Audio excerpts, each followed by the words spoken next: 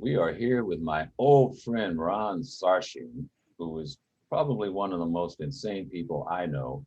Because when I met this guy, he was telling me about being a stunt man and jumping off of buildings and people setting them on fire.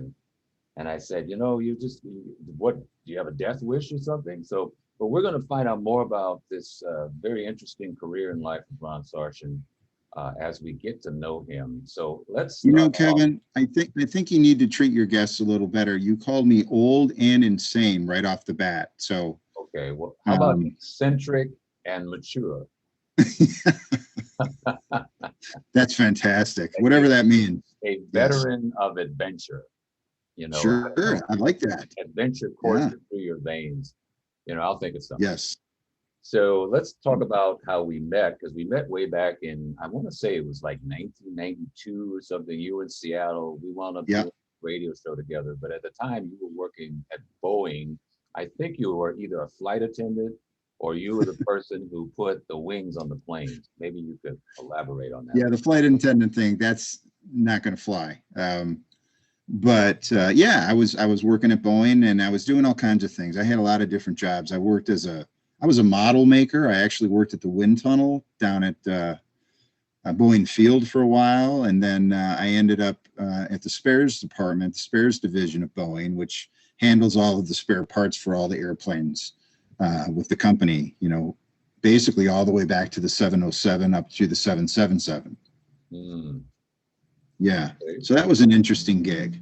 Yeah, it was interesting, but it was from what I understand, it was a little limiting, or you felt like, I'm not, I could do this and wake up 30 years later and I'm still here, boing, boing, boing, boing, Yeah, whatever, yeah. Well, so Boeing tends to be like that, yeah, yeah, especially if you're sitting behind a desk. right. You wake If up, you, there's a beard, you've grown a long beard, your yeah, hair's all matted, right, thing, and you say, well, it's been like Rip 45 years. Van Winkle.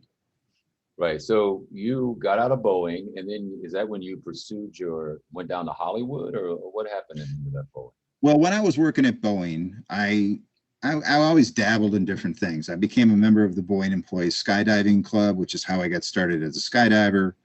I was a kickboxer. I was playing semi-pro football, and believe it or not, I was actually married while I was doing all this. So at a certain point, I decided I got into stunt work, and I was working on different shows like Northern Exposure, which was one of the first shows I worked on. I worked on Sleepless in Seattle, Singles. I worked on a whole bunch of movies that were going on. And if you remember, Seattle was kind of a hotbed for films, especially independent films there for quite a while, for about 5, 6, 7 years. Mhm. Um, and I really got into the stunt. I got into a stunt group in Seattle called I think it was the United Stuntmen's Association, something like that, and worked on a few shows and a couple of movies. And at some point, I got tired of Boeing. I got a divorce. I sold my house and I moved down to LA with a buddy of mine who was also a stuntman, and started working as a professional stuntman. And I've been here, let's see, moved down here in 96, and I've been here ever since. So Wow. you do the math. Yeah. And so, like, what was exciting about stunt work, and what was like tedious about it? I mean, what did you like the most about it, and then what did you just kind of dread having to do? What I love about stunt work is it's a little on the crazy side, but you have to be smart enough to be able to wake up the next day and work again. That's the difference between a stuntman and a daredevil. Daredevil doesn't know if he's going to survive what he's doing. A stuntman, if you're trained and you're good at what you do, you'll work again tomorrow. So that's kind of the difference. And I enjoy that aspect of the work. It is a little on the wild side. It's a lot of fun. But what I hate about stunt work is the politics. There's different stunt coordinators and second unit directors and producers that sometimes there's politics involved. There's favoritism, nepotism, all that sort of stuff. And it gets to a point where the best guy for the job, the most well-trained guy for the job, is not getting the job. Somebody's cousin or nephew or son is getting the job. And for me, that was a big turnoff. And eventually I ended up sort of getting out of the business. I still work for certain coordinators, but primarily I work in fitness now as a trainer. I do all kinds of different things: a boxing coach, kickboxing coach, indoor rowing. I'm into all kinds of different things, and that's kind of how I get into the breaking the Guinness World Records. I was working at a gym in Encino, and that's when I made the choice to break my first world record. So now, just briefly before we get to that, you also had some acting roles. I know we had talked about how you played a bodyguard for somebody in some ongoing series, and you got to kick down doors and things like that. Yeah, I worked for a stunt coordinator in Seattle who was coordinating a soap opera called General Hospital, which is actually still on the air, I believe. So when I moved down here, his name was Tim Davidson. I gave him a call and I said, listen, I'd love to come work for you. And he said, yeah, I'm coordinating General Hospital. Come on down and I'll set up a meeting with the casting director and stuff. And that went really well. And I ended up getting the gig. And I worked on General Hospital on and off for almost 10 years, playing bad guys. I played a lot of different bad guys. I actually shot Sonny in one episode. Got in some fights with other characters, but my main gig was a recurring role for Helena Cassadine. I was her main bodyguard. And that was a lot of fun because I was working 2-3 days a week, and they'd call you in the morning and you'd be gone by the afternoon. It was great. I mean, it was a great job. And then 9/11 hit, and they got rid of all the violent characters, and I was one of the violent characters, and that was pretty much the end of that gig. Well, maybe see, the thing is, Ron, they should have had your character go through anger management and then become less violent. Yes. Less violent, and then become like a therapist. Oh, well.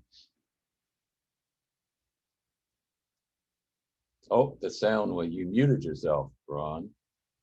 We're missing some really interesting tidbits. So can you hear me now? Yes, I can hear you now. Okay. So tell us. Sorry about that. Yeah, I was suggesting that they turn your character into a therapist, and then you said yes, responded. Well, I wanted to mention that I was on another show that was kind of big back then. It's called The Dating Game. And Chuck Woolery was the host. I think this was in like 96 or 97. And I won. I was bachelor number 3 and I won. And that was an interesting show to be on. And, but I worked on a whole bunch of different shows back then. My first movie that I worked on was Dante's Peak. The first couple of years I was down here, I worked quite a bit. But all kinds of shows. It was a lot of fun. And once again, I however I ended up breaking Guinness World Records, that's kind of what I've been doing for the last let's talk about that. So 16 years. What inspired you to start going after these Guinness World Records? Guinness, Kevin. Guinness, that's New Guinea. That's a country. He's like guinea pig. And then there's the beer, which is called what? Guinness. Guinness. That's a long story too. But I was working at this gym in Encino, and I was personal training people, and I was, boxing and teaching boxing and kickboxing and stuff like that. And I just decided, my dad passed away when I was about 3 years old. He was only 33 when he died. And I had never really done anything to honor him, and I thought, a Guinness World Record would be a great fundraiser. He died of testicular cancer. And at the time I was a huge fan of Lance Armstrong's, before he went over the deep end. And I thought, well, that would be a great opportunity to raise money for the Lance Armstrong Foundation and also honor my dad. So I thought, well, I'm going to pick something I'm good at, which is always a good idea. And I broke what's called the punch bag marathon record when I punched a heavy bag for 36 hours straight, and broke the existing record by 12 hours. And I had no clue what I was doing. Destroyed my hands. I threw about 100,000 punches in that 36 hours. And I raised almost $10,000 for the Lance Armstrong Foundation. And I was hooked. And after I broke that first record in 2004, I broke a record every year for the next 4 years on my birthday, which is June 16th. And I was successful 4 years in a row. Mhm. And that's when I really got hooked on doing this. Mhm. And so then what followed after that? Because there's been, over the years, I've seen you promoting these world record attempts where you're, smashing pumpkins and watermelons Yeah. and shooting basketballs through hoops or something. I mean, just this whole variety of things. So maybe just kind of walk Yeah. us through some of those. Well, I got to a point, at first I was doing a lot of endurance, punching and kicking, all endurance stuff. And then I had a bad cycling accident. I had to have my surgery on my shoulder. And I ended up taking off a couple of years, which turned into 4 years. And then at some point, I thought, well, I'm going to try and break the very first record that I broke, which is the Punchbag Marathon record, again, because it had also been rebroken since me. And I ended up doing 50 hours. And then after I did that, I kind of got back on track again and started doing a record almost every year. And I took some breaks, some time off here, some time off there. Then I decided I didn't want to kill myself every time I broke a record. 50 hours is brutal. And then I realized, wow, you know what? A 1-minute world record, it's the same size certificate as a 50-hour world record. So let's break some 1-minute world records and have some more fun. And so that's kind of when I started getting into the crazier stuff, like the pumpkins and the watermelons and breaking stuff. For some reason, I just like to break things, and I think it's just it's fun. It's a lot of fun. Breaking things and items as opposed to people. So I mean, it's therapy. Yeah, yes. You channeled your energy and your anger or whatever into a positive, taking a positive course with that. I've asked you this before, but I want you to talk about it, about just the mentality. I mean, punching a bag for 50 hours, 20 hours. I mean, for me, it'd be 10 minutes and I'd be ready to quit. Right. Where do you have to go in your head? I mean, how do you kind of mentally, as well as physically, condition yourself to, I mean, that's what, 2 days, right? 50 hours. Yeah, it's 2 nights up with no sleep. Mm-hmm. And we've talked about this before. When you've done something like this before, and I had done it prior to that, so I had some exposure to going into the deep water mentally. So I was ready for it. I was prepared for it. I knew I could do it, but you have to kind of break things down into smaller increments. So instead of looking at 50 hours, you break it down into 1 hour at a time. And then you just go as far as you can. You just keep going, you keep going. And it's really hard for me to explain how I actually rationalize and compartmentalize the whole thing, but I just find a way to do that and make it work. It's probably, something deep in my psyche that allows me to go, okay, we can do this, as opposed to going, no, I don't want to do this. It's actually a challenge, and it's something I look forward to sometimes, but it doesn't make it any easier. It just makes it a little bit easier to, like I said, compartmentalize so that it's possible. So do you allow yourself to, I don't know, daydream, or you imagine yourself on a beach sipping a Mai Tai while you're still punching? You said to me the other night that people could talk to you, so you could have conversations with people while you're doing it. Well, I mentally you go different places. Like I said, I imagined that I was in different gyms for part of that 50 hours. I was at a gym in Pasadena for 3 or 4 hours, and then I was at another gym in Sherman Oaks for a few hours. And that, for whatever reason, helps to get you through the situation. And, like I also mentioned the other day or yesterday when we talked, was focus is one thing, but when you're super hyper focused for a certain amount of time, it's nice to be distracted. So focus and distraction are all a part of it. So, when you've been focused on a bag for 3 or 4 hours and you haven't said a word, and someone comes up to you and starts talking, it's like you have to remember how to talk again. Yeah. Oh, I can talk. That's right. Okay. While you're punching, sort of walking and chewing gum at the same time. But um, it's something that you have to force yourself to do Mm, because you're so focused on punching that mm, you have to remember that, okay, now I can talk while I do this. And it seems silly and it seems really basic, but when you're doing it and you've been in it, say for instance, after 30, 40 hours, everything is difficult. I can imagine. Well, so let's talk about the total amount of records that you've broken. Is there like a total right now, and we just can kind of expect it to go up? Well, as of right now, I've broken 17, officially, I've broken 17 Guinness World Records, and I've got 3 pending, which means I've submitted the evidence for 3 other records, and I'm waiting for Guinness to verify them and Mhm, accept them and approve them. And then once they do that, they send me an email and they say, okay, we've approved this record, and you're the official world record holder of this title. mm, And then I'll add those to the list. got it.